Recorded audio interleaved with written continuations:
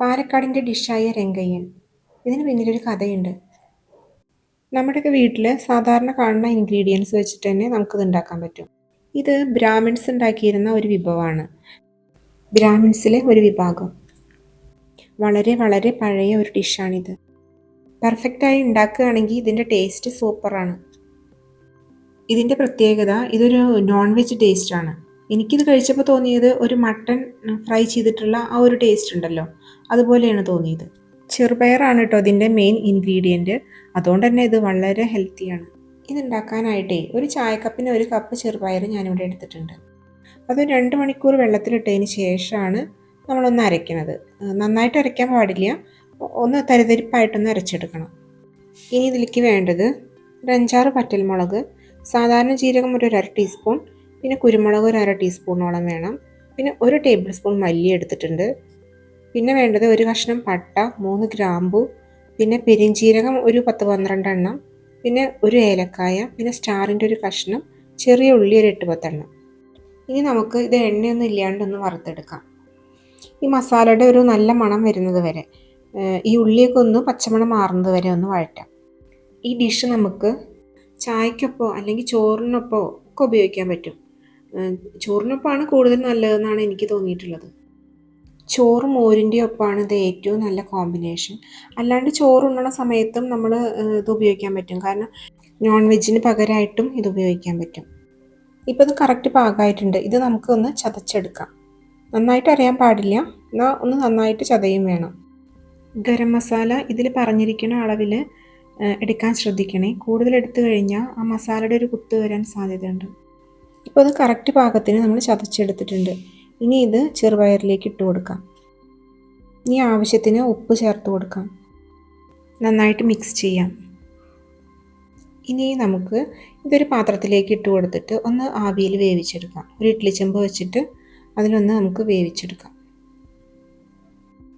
ഇത് വെന്ത് കിട്ടാനായിട്ടൊരു 10-15 മിനിറ്റ് നമുക്ക് വേണ്ടി വരും. ഇപ്പോൾ ഒരു 15 മിനിറ്റ് ആയിട്ടുണ്ട്. ഈ സമയത്ത് നമുക്ക് ടൂത്ത് പിക്ക് ഉപയോഗിച്ചിട്ട് ഒന്ന് വെന്തോന്ന് നോക്കാം. ആ ടൂത്ത് പിക്കിലൊന്നും പറ്റിപ്പിടിക്കണില്ല എന്നുണ്ടെങ്കിൽ അത് വെന്തിട്ടുണ്ട്. ഇനി നമുക്ക് ഇതൊരു വേറെ പാത്രത്തിലേക്ക് കൊട്ടി കൊടുക്കാം. എന്നിട്ട് ചെറിയ കഷ്ണങ്ങളാക്കിയിട്ട് മുറിച്ചെടുക്കാം. ഇവിടെ ഞാൻ സ്ക്വയർ കഷ്ണങ്ങളാക്കിയിട്ടാണ് മുറിച്ചെടുത്തിരിക്കുന്നത്. ഇനി നമ്മൾ ഫൈനൽ പ്രോസസ്സിലേക്ക് കടക്കാൻ പോവുകയാണ്. ഇതൊന്ന് നെയ്യിൽ നമുക്കൊന്ന് വറുത്തെടുക്കണം. ഇനി ഇത് ഫ്രൈ ചെയ്യുന്നതിന് വേണ്ടിയിട്ട് നമുക്ക് കുറച്ച് ചെറിയ ഉള്ളി അരിഞ്ഞത് വേണം, പിന്നെ വറ്റൽമുളക് ഒരു 2-3 എണ്ണം, പിന്നെ കുറച്ച് കറിവേപ്പില, കുറച്ച് നെയ്യ്. ഇത്രയും കാര്യമാണ് ആവശ്യമായിട്ടുള്ളത്. ഇപ്പോൾ ഒരു പാൻ അടുപ്പത്ത് വെച്ചിട്ടുണ്ട്. അതിൽ നമുക്ക് 1 ടേബിൾ സ്പൂൺ നെയ്യ് ഒഴിച്ച് കൊടുക്കാം. കൂടാതെ നേരത്തെ അരിഞ്ഞു വെച്ചിട്ടുള്ള ചെറിയ ഉള്ളിയും വറ്റൽമുളകും കറിവേപ്പിലയും ഇട്ട് കൊടുക്കാം.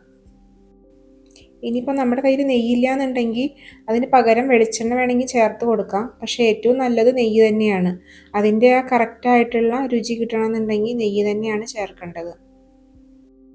ഉള്ളി ഒരുവിധം മൂത്ത് വരുന്ന സമയത്ത് നമുക്ക് നേരത്തെ നുറുക്കി വെച്ചിട്ടുള്ള കഷ്ണങ്ങൾ ചേർത്ത് കൊടുക്കാം. ഇനി ഇത് ഈ നെയ്യിൽ കിടന്നിട്ട് ഒന്ന് നന്നായിട്ട് മൂത്ത് വരണം. ഇതിൻ്റെ പിന്നിലെ കഥ എന്താണെന്ന് വെച്ചാൽ, ഒരു ഗ്രാമത്തിൽ ഒരു കർഷകനുണ്ടായിരുന്നു. ഒരു സമയത്ത് അദ്ദേഹത്തിൻ്റെ കൃഷിയൊക്കെ നശിച്ച് അയാൾ ആകെ ദാരിദ്ര്യത്തിലായിരുന്നു. ആ സമയത്ത് അദ്ദേഹം ചെറുപയർ കൊണ്ടുള്ള ഒരു ഭക്ഷണം ഉണ്ടാക്കിയിട്ടാണ് വയലിലേക്ക് പണി ചെയ്യാൻ വേണ്ടി പോയിരുന്നത്. വയൽ ചെന്ന് കഴിഞ്ഞാൽ അദ്ദേഹം ആ ഭക്ഷണം മഹാവിഷ്ണുവിനെ ധ്യാനിച്ച് അതൊരു ഇലയിലാക്കിയിട്ട് അദ്ദേഹത്തിന് സമർപ്പിക്കുമായിരുന്നു. ഇത് കഴിച്ചിട്ട് എൻ്റെ കൃഷിയൊക്കെ ഒന്ന് നന്നാക്കി തരണേന്ന് അദ്ദേഹം പ്രാർത്ഥിക്കുമായിരുന്നു. അങ്ങനെ ഇരിക്കെ മഹാവിഷ്ണു ഒരു വയസ്സായ യാത്രികൻ്റെ വേഷത്തിൽ ഈ കർഷകൻ്റെ മുന്നിൽ പ്രത്യക്ഷപ്പെടും. അദ്ദേഹം ചോദിക്കും, കുറച്ച് ഭക്ഷണം കഴിക്കാൻ വേണ്ടി ചോദിക്കും. അപ്പോൾ ഈ കർഷകൻ അത് സന്തോഷത്തോടു കൂടിയിട്ട് അദ്ദേഹത്തിന് എടുത്തു വെച്ചിട്ടുള്ള ആ ഭക്ഷണം ഇദ്ദേഹത്തിന് കൊടുക്കുകയും ചെയ്തു. മഹാവിഷ്ണു ആ സമയത്ത് തൻ്റെ തൽസ്വരൂപം കാണിക്കുകയും അദ്ദേഹം പുഞ്ചിരിച്ചുകൊണ്ട് അദ്ദേഹത്തെ അനുഗ്രഹിക്കുകയും ചെയ്യും. അങ്ങനെ കർഷകന് നല്ല വിളവൊക്കെ കിട്ടാൻ തുടങ്ങി. അയാൾ നല്ല രീതിയിൽ ജീവിക്കാൻ തുടങ്ങി എന്നാണ് കഥ. ആ കർഷകൻ്റെ പേരാണ് രംഗയ്യൻ. അദ്ദേഹം ഉണ്ടാക്കിയ ആ ഡിഷ് രംഗയ്യൻ എന്ന പേരിലും അറിയപ്പെടാൻ തുടങ്ങി. പിന്നീട് മഹാവിഷ്ണുവിൻ്റെ പ്രീതിക്കായിട്ട് ഈ രംഗയ്യൻ സമർപ്പിക്കുമായിരുന്നു എന്നാണ് ഐതിഹ്യം. അങ്ങനെ രംഗയ്യൻ ഇവിടെ തയ്യാറായി കഴിഞ്ഞു. ഈ വീഡിയോ നിങ്ങൾക്ക് ഇഷ്ടമായെങ്കിൽ ഒന്ന് ലൈക്ക് ചെയ്യാനും സബ്സ്ക്രൈബ് ചെയ്യാനും ഒന്നും മറക്കല്ലേ.